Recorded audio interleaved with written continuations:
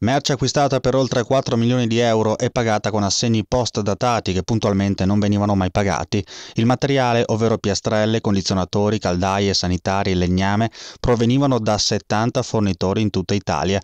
Tutti sono stati raggirati da un foggiano di 54 anni, Giuseppe Nunzio Santoro, che è stato arrestato dalla Guardia di Finanza di Foggia su ordinanza del GIP di Treviso per bancarotta fraudolenta. Diciamo che è un imprenditore foggiano che aveva rilevato due società a Treviso nel corso dell'attività ha omesso il pagamento nei confronti di diversi fornitori, in sostanza utilizzando degli assegni post-datati che non venivano mai onorati.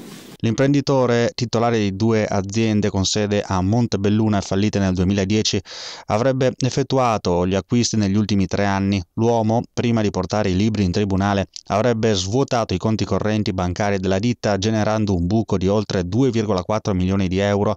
Inoltre aveva precedentemente trasferito le 2 attività a Foggia presso un indirizzo inesistente. Diciamo che l'imprenditore ha portato un'esposizione in banca delle sue aziende per un importo superiore a 2,5 milioni di euro. Ha trasferito le aziende in quel di Foggia e qui chiaramente tutte le aziende avevano uno stesso numero civico. Ormai braccato dagli investigatori, l'imprenditore ha distrutto parte dei documenti contabili e fatto sparire dai magazzini trevigiani merce per 200.000 euro, inevitabili però per lui le manette. Sicuramente quello che è stato accertato è una certa serialità nel compimento di questo tipo di reati e questo è stato determinante nel